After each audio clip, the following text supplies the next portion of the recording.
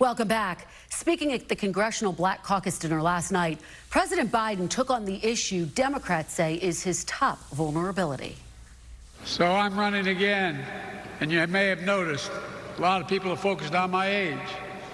Well, I get it, believe me. I know better than anyone.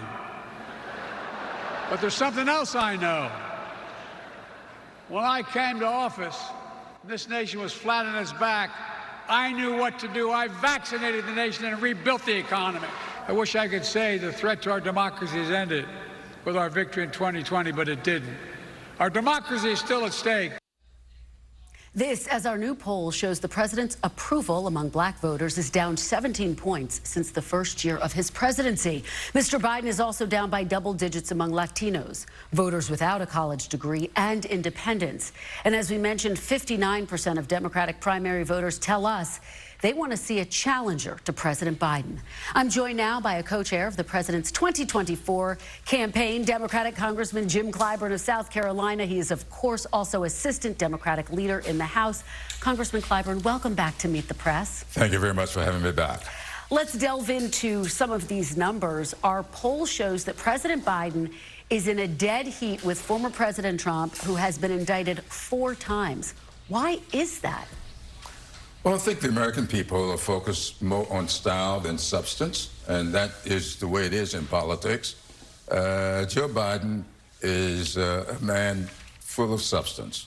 The style is something you get from another candidate. You won't get it from him. He believes in democracy. He believes in the American dream, and he does what he possibly can to help people fulfill that dream and maintain this democracy.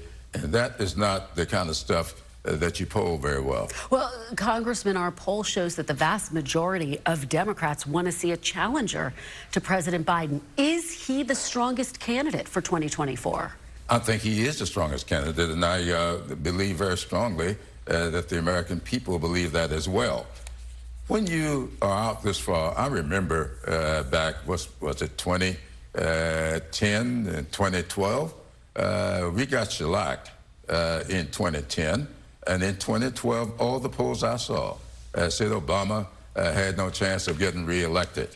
The Democrats wanted an alternative to Obama. What happened in 2012 is now history.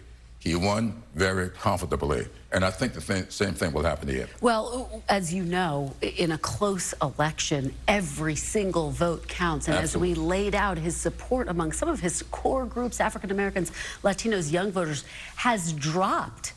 How do you make sure they don't stay at home, Congressman? They will not stay at home. We understand what's at stake here. The problem with me is I spend too much time studying history, and I see what's going on here. I know where the playbook came from that resulted in January 6th. It came from the 1876 elections, almost exactly. Named the places at the same stage, alternative electors. They had a scheme put together with a playbook that came out of that election. Now that people are beginning to focus on that. And let me say something else. I was in that hall last night. I've been around here all week with African Americans coming in from all over the country. If you think that he's lost 17% of support among African Americans, you just got another thing coming. He is not in any trouble with African Americans in this country. I guarantee you that. All right, well, let's turn to Vice President Harris. Do you see her as the future of the Democratic Party?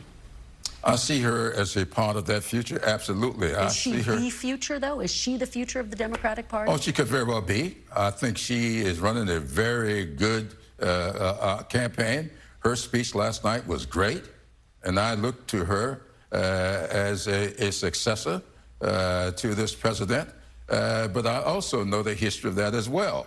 It's not a given. You don't automatically move up. She'll have to compete going forward with whoever may have dreams and aspirations, and I think she will acquit herself well. Well, I know that you're saying you don't look at the polls too much, but our poll does show her favorability is actually lower than President Biden and even than former President Trump. Why do you think she's not resonating more with voters? What do you think the issue is? Because when you compare the first woman of color and first woman to be vice president of the United States, and compare that to all of the history before, you will get that. I think that during this campaign, she will demonstrate, as she did in that hall last night, that she knows exactly what she's doing. She has the capacity and the capability to be president of the United States if called upon to do so. Let's move on to what is happening where you spend your day every day on Capitol Hill and the potential government shutdown that is looming. It seems like, based on my conversations overnight, talking to Republican sources, they are no closer to reaching a deal. Now there's some action in the Senate, potentially to try to get something that Democrats and Republicans can support. Tell me what you and other Democrats are specifically doing to try to avoid a shutdown here, Congressman. Well, we Democrats believe very strongly, is when you make a deal, you live by it. And the Speaker made a deal to what the budget would look like. Democrats agreed to it.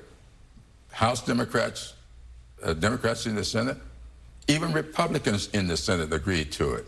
They have marked up to those top lines.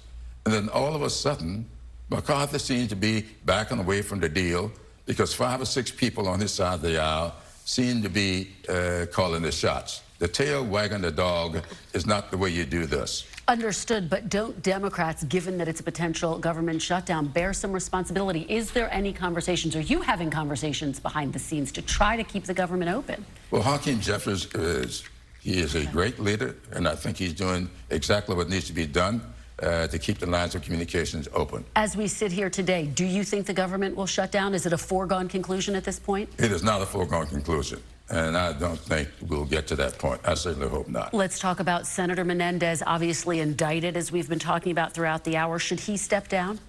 I'm leaving that up to Democrats in New Jersey. They have a Democratic governor. But you're a Democrat, yes. Congressman. Doesn't this cast a cloud potentially over your party at a critical moment? Should he step down? I don't think so. We have to compare apples to apples. And when you compare apples to apples, I don't think you compare a United States senator to the President of the United States. That's a big, big difference.